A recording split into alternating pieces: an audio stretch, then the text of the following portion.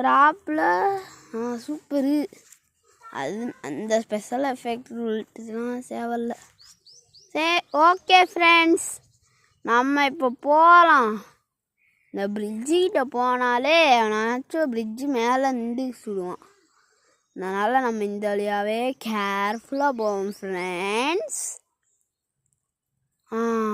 இங்கிட்டே நிப்பாட்டினா ஏதாச்சும் பிரச்சனை ஆயிருமே, அங்கிட்டு போய் நிப்பாட்டிடும். ஐயோ, இது வேறு எனிமீஸ் வந்தால் என் கதையே முடிஞ்சிடும். ஓடுறா கைபில்ல, நான் அதுக்கு ஓட காரில். சரி, மேலே ஏறி இந்த வீட்டுக்குள்ளே இருப்போம். ஐயோ, பின்னாடி எனிமீஸ் இருக்கானே.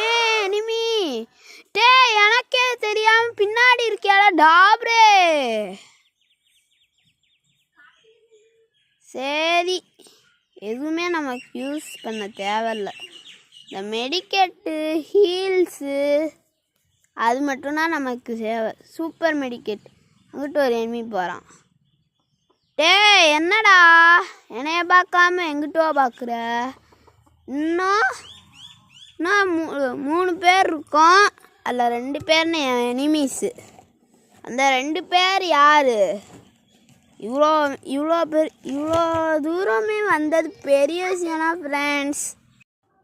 சரி ஃப்ரெண்ட்ஸ், இந்த 2 பேர் வரமாட்டாங்க போல் நம்ம கைக்கிட்ட.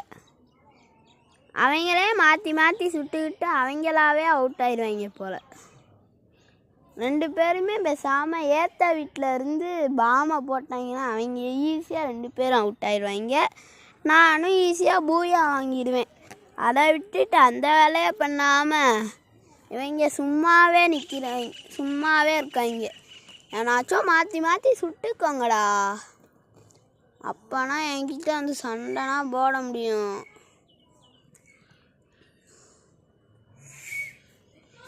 சரி ஃப்ரெண்ட்ஸ், இந்த வீட்டிலே அடைஞ்சிருந்தா ரொம்ப போர் அடிக்குது. கொஞ்சம் கீழே போனால் கதை முடிஞ்சிருமே. இங்கேயே இருப்போம், போர் அடித்தாலும். சுட்டுக்கோங்கடா, ஏண்டா நீ சோதிக்கிறேங்க. நான் கிட்ட மட்டும் இப்போ அந்த பேனுக்கு பதிலாக கத்தி இருந்துச்சுன்னா உங்கள் 2 பேரோட கழுத்தையும் 2ஆக பொழந்துருவேண்டா. கத்தி இல்லாமல் போச்சு, தப்பிச்சேங்க. என்கிட்ட கத்தி மட்டும் இருந்துச்சுன்னா உங்கள் கதையே முடிஞ்சிடும். கேம் க்ளோஸ் ஆயிரும் உங்களுக்குண்ணா. சொல்லிடுவாங்க சுட்டாங்களே. அப்படின்னாடா ஐ வில் அப்ரிஷியேட் யூடா. சொல்லப்போனால் எனக்கு 12 வயசுனா ஆகுது. 12 வயசு. 12 வயசுல ஃப்ரீ ஃபயர் விளாண்டு ஒரு சாம்பியன் ஆயிட்டேன். பாருங்க ஃப்ரெண்ட்ஸ், லூட்டுக்கு எல்லாருமே ஆசைப்பட்டு அவங்களா வந்து நான் பூயா அடிச்சிட்டேன். ஜாலி. தேங்க்யூ.